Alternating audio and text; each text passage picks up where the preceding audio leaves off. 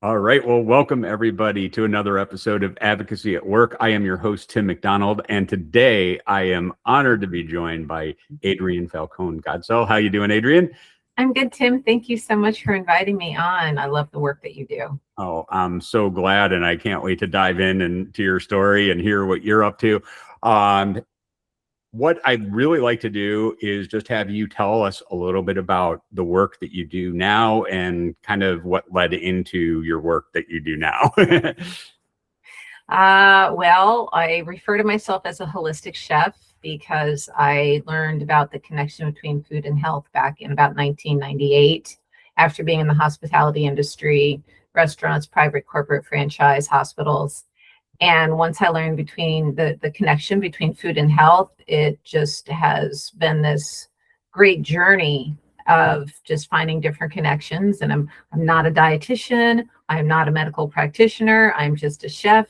And I've seen amazing things happen with food. And I like to I like to share my tips and tricks with everybody.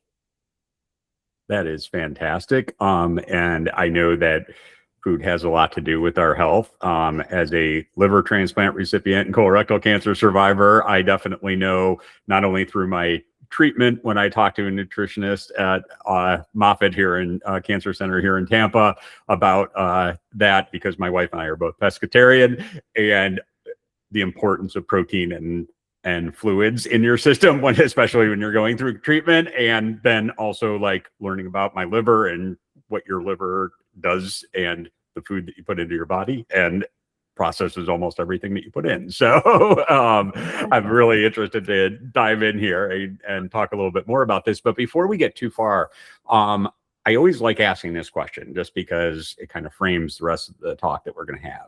How would you define advocacy? How would I define advocacy? Gosh, having a voice for the voiceless. And maybe people don't even know that they need something talked about. I think maybe that's where I would kind of go. Until they realize that, wow, yeah, okay, so this isn't normal and I can get help for this kind of thing, just being there. Yeah, so kind of that, and I just love this question because I've never had the same answer twice. But I kind of like, because I think where you're kind of going, and you can, correct me if I'm wrong here, but it sounds like, doing that in a way that lets them kind of hear another voice say something that they can connect with, and then they don't feel alone. Yes. Our mutual friend Vincent Lancey, he's the one that connected me to you. We're both TBI thrivers, traumatic brain injuries, and it's the silent injury. And unless you know what's going on with it, you just think differently, and it can be scary. And I mean, and as well, you're a transplant thriver and a colon cancer thriver, not just a survivor. I mean, so yeah, I mean, you get it. Yeah, no, and I'm also by profession a community builder, so I know like all these things kind of tie in. I've learned so much about advocacy and community have so much related together. But before, I don't want to just talk about me, but as we go, I'm always interested, like because I know you say you're basically a cook, right, a chef, and so I'm always interested. How did you get involved in that? Because I always find it interesting, like how people get, on their path to doing what they're doing. Because I don't think most of us when we're young don't say, oh, I'm going to be a chef when I grow up, or I'm going to be this when I grow up. So was there, what kind of got you on this path, moving in this direction? Actually, I was really young. We have to go back into I guess it was the mid 70s. I'll be 58 next month. And there was a movie called Who's Killing the Great Chefs of Europe? And it was one of those like really bad mystery drama comedy kind of things that was out there back then. And one of the chefs was a pastry chef from France, and he was making a dessert called a bombe. And it's like different layers of ice creams, and then you flambe it at the end. And when he flambéed it, it blew up. But I was like, I want to be a pastry chef when I grow up because of all the all the fanciness and everything that was going on. And then my parents had a deli in high school that was like their retirement business when we moved down here to Florida. And that's when I got my first bite of hospitality per se. And so, being Sicilian, we had the Italian deli, we did the party trays, which are now called charcuterie boards. And I was the only one who could touch those. The meat and cheese, that was it. That Adrienne did those. No one else was allowed to touch it. So that's where my love for hospitality started. So, I mean, like 8, but then 14 years old is when that journey began. Yeah. And, I know that, we talked a little bit before we started recording, but you've kind of taken that and really, when did you find the connection between our health and food? Fun fact, my senior year of high school, I became hypoglycemic to the point where I didn't know until I was singing in choir or chorus, and I passed out in the middle of class. Like I was on the top riser. And of course, my parents took me directly to the doctor. We did the 4-hour glucose tolerance test. And he was like, yep, you're hypoglycemic. And you have 2 choices. You can start eating 5 to 6 small meals a day, high protein, complex carbohydrates, or you can become insulin dependent because your pancreas is going to burn out. And I'm like, I don't know what my pancreas is, but I know I don't want it to burn out. And just by changing what I was eating, I was more balanced. I had more energy. I wasn't as moody as a 16-year-old teenage girl is going to be. So that's kind of where it started.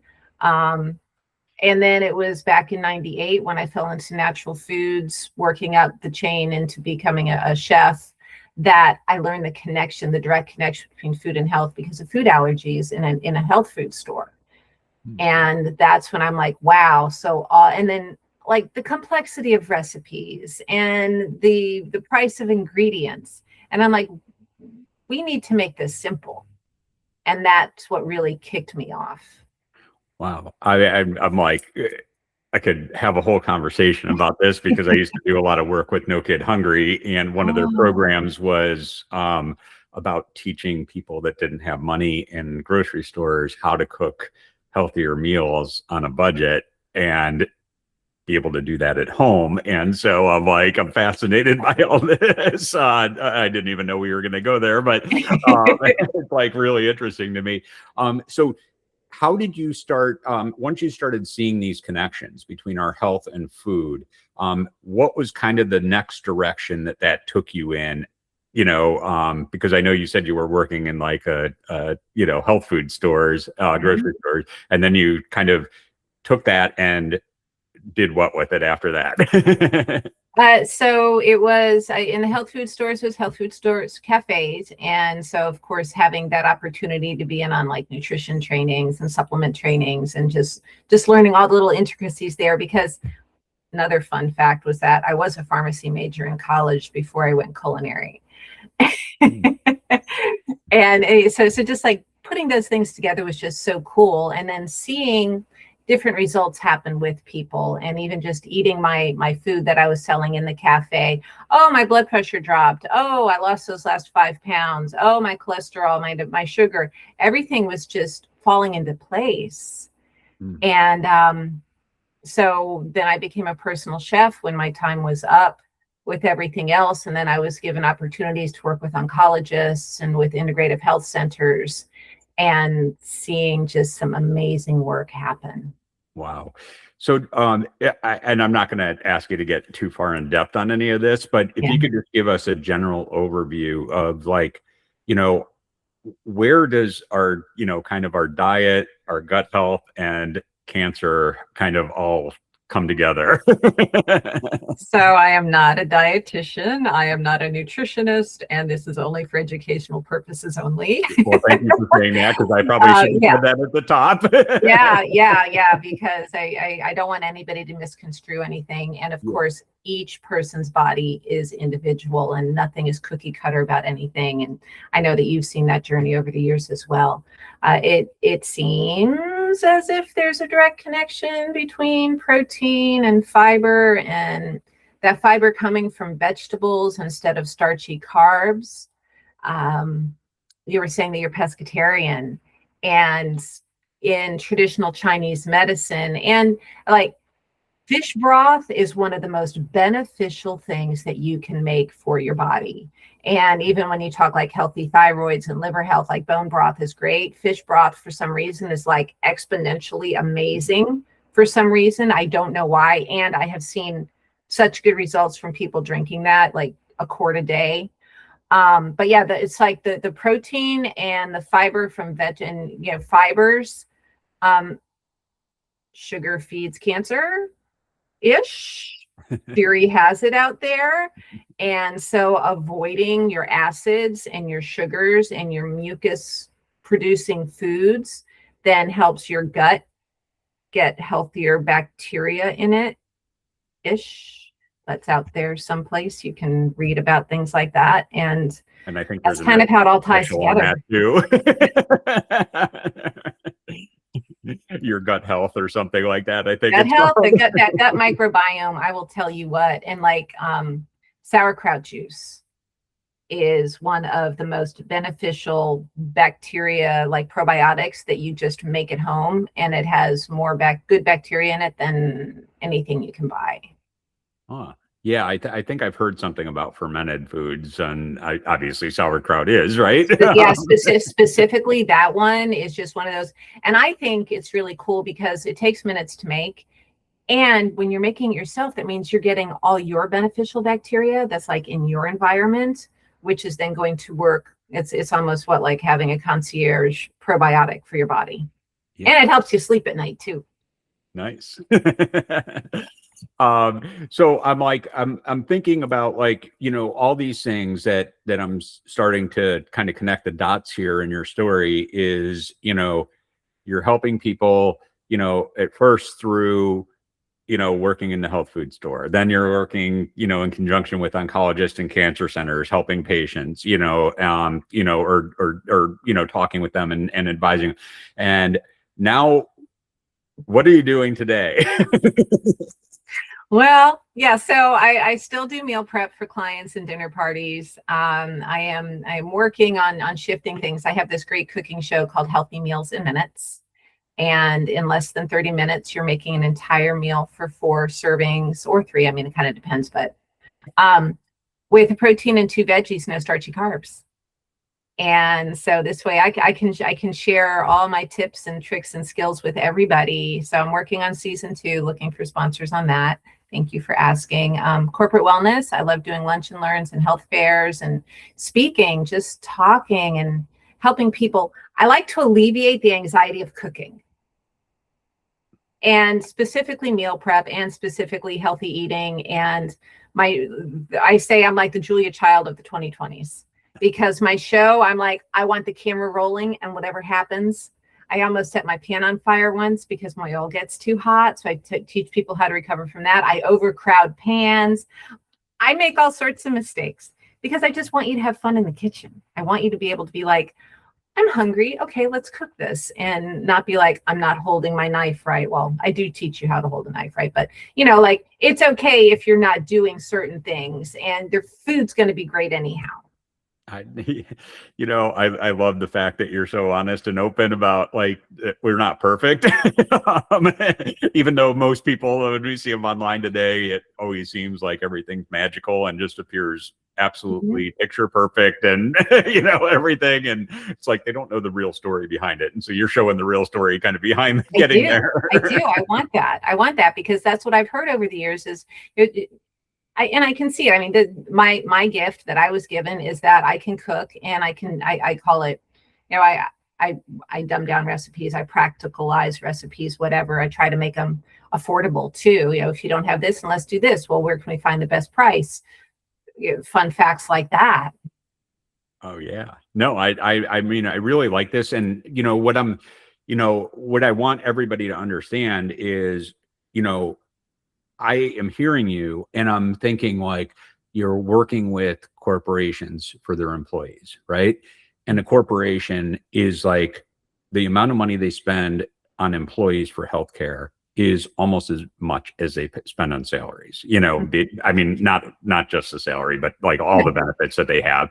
And it's like, and our healthcare costs for those, I know as an employee myself, my healthcare costs go up each year. And it's like, imagine if you don't have as many claims for your employees against your policy, how much lower your cost can be for everybody in your organization. And so I'm just sitting here thinking like, the work that you're doing is touching so many people, even though we don't see you like, like I mean, most of the advocates, I mean, you see in my background, Capitol Hill, you see, them going out and being on these panels and everything else and research and everything. But I love the work that you're doing because it's impacting so many people in so many different places. And it's like going into one organization can touch hundreds of people. And I love that as far as like a message that we can send to other advocates. It's not always about like getting in front of the most people. It's just maybe making that one contact that can connect you with a lot of people. So I love that message in your story here. Well, thank you. Yeah. And it is because we all have our own walk and some of us aren't ready to take that next step. And that is something, like you said, that I do say is like, if I can change one, if I can help one person, because it's that quality of life that we have until we go. We're all going to die one day. That we're here for X amount of time, whatever that time may be. And if that quality of life can be optimal instead of sick, then I know that I've done what my calling is. Yeah, no, that's just so beautiful. And I really, think that, I love the work that you're doing. But before we get too much further, I just have a few fun questions. Okay. Nothing to do with what we were just talking about. Okay. Just to get to know you a little bit better. Lightning round. Or not too bad. Yeah, I actually have it labeled on my list of questions, lightning round. So what is your favorite color? Red. Red. Perfect. Mine is actually blue, even though I got kind of a red shirt on today. Look, we're matching today. And then what is your favorite band or musician? I don't know. We'll go with Def Leppard. All right. I'm not sure. My wife and I are going to London later in June. And she actually told me at Emirates Stadium, I think Def Leppard's playing a concert there. Oh my gosh. Yeah. I think I've seen them like 5 times or 6 times. But like when they first came out back in the 80s, I saw them then. Well, we are about the same age, so I know exactly what you're talking about. Yeah. Oh yeah, when they're first starting out. Well, when they first got big, not when they first started out. I say when they first got big. Yeah. And what's one place you've always wanted to visit but have never been before? On my bucket list is to see a live active volcano. Wow. Yeah. And where do you think that's going to be, or where would you like it to be? I am not a really good traveler, so it's going to have to be my daughter, because I mean, I know there's one in Hawaii. I know there's a couple down in like Central America or South America, and then my daughter said that Iceland is actually closer travel wise than the places that I'm familiar with. So maybe it'll be Iceland. Oh, just get me to an active volcano on my bucket list, and I'm going to be super happy. I've been fascinated with them since I was a kid. Sounds good. And this is my last question here, and it's probably the one that is the deepest, I guess. Even though the band one seems to get a lot of people hung up to. But what's one thing that most people don't know about you? One thing people don't know about me. I don't know. I'm kind of an open book. I don't like having pets because I grew up now only because to me, pets are like children.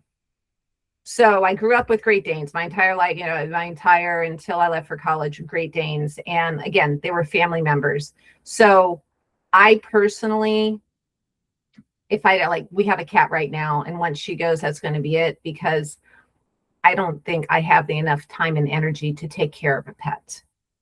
So to me, if you're going to have a pet, that is your family member, and you better be given the care that you're giving a child. And if you're not, then you don't have a right to have a pet.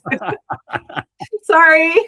No. I think that's an important message. I mean, actually, we adopted our dog as a rescue during the pandemic, which was about an 8-month process to find a dog during that time. But I love the place the rescue we got her from, because they actually told us, you go to these adoption days, and people just fall in love with the look of the dog, and they bring it home, and then a month later they're bringing it back, and that doesn't help anybody. It doesn't help the dog. It doesn't help the system. It doesn't help your family and the connection that if you have young kids, start having with the dog. So, and I know from our dog, it took 3 months to actually get to a point where it trusted us. So I think that is a very important message that you're putting out there, that it's a responsibility when you get a pet. So just make sure that you're ready for it. Absolutely. It's what, a 10 to 15 year long responsibility that you're having.